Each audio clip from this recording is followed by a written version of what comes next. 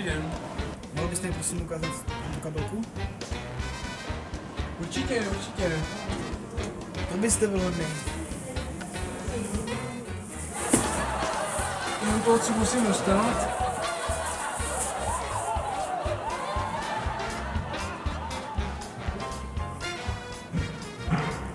Mohl byste mi prosím vás podat tu světlejší, černou? Černou, jistě, určitě.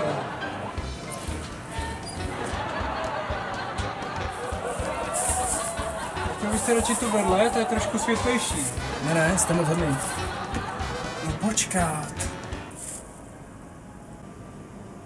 Já myslím, že byste měl lepší tamtu tašku.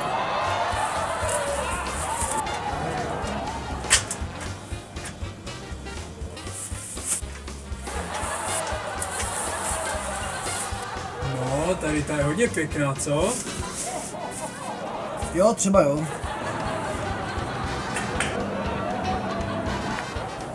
Tak bude to všechno? Podívejte se prosím, jestli to má popruh.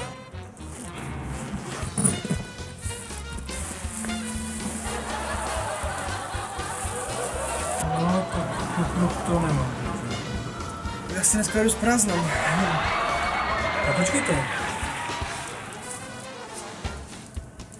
Pěkná čepice.